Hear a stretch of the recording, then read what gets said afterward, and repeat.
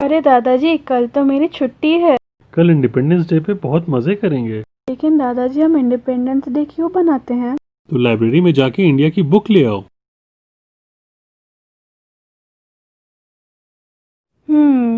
मुझे वो बुक कहाँ मिलेगी? हेलो, आप क्या ढूंढ रहे हो? इंडियाज इंडिपेंडेंस स्ट्रगल के ऊपर एक बुक बताइए। वहाँ देखो। ओह, थैंक यू दीदी। ये लीजिए दादाजी। ठीक है बेटा, मैं अब आपको पूरे इंडिपेंडेंस की स्टोरी सुनाता हूँ।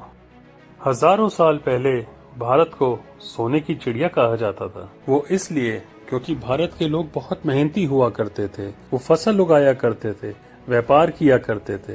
भारत की सिल्क, मसाले, गेहूं, कॉटन, इंडिगो, ये सब बहुत मशहूर हुआ करती थी।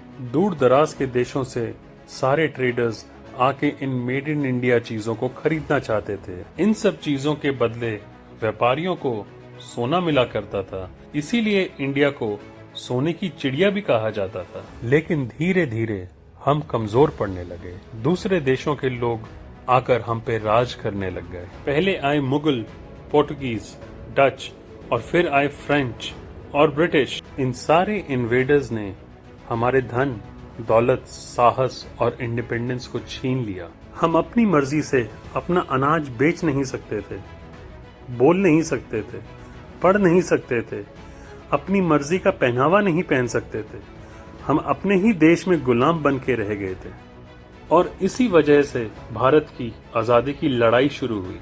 हजारों लाखों लोगों ने ब्रिटिशर्स के खिलाफ आवाज उठाई और अपनी आजादी की लड़ाई शुरू की।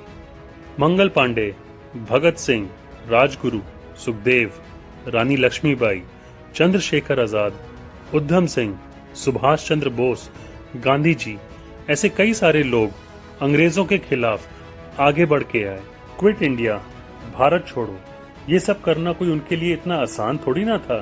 भूखे रहकर, अपने परिवार से दूर, लाठियां खाकर भी ये लोग आजादी की लड़ाई में जुटे रहे। हजारों लोगों की कुर्बानी के बाद ही 15 अगस्त 1947 में जाके भारत को आजादी मिली और खुले आसमान के नीचे भारत का तिरंगा फहराया गया। और तभी से ही 1600 से भी ज्यादा अलग अलग भाषाओं को बोलने वाले हम 125 करोड़ देशवासी 15 अगस्त को स्वतंत्रता दिवस मनाते हैं। जी दादाजी, मुझे अब इंडिया के इंडिपेंडेंस स्ट्रगल के बारे में अब सब कुछ पता चल गया है। I am a proud Indian. मैं अपने देश में बहुत सारे पेड़ लगाऊंगी। इंडिया के विकास में अपना योगदान दूंगी। हम सब अनेक हैं, पर हम फिर भी एक हैं। यही तो है आजादी का सही मतलब। जय हिंद।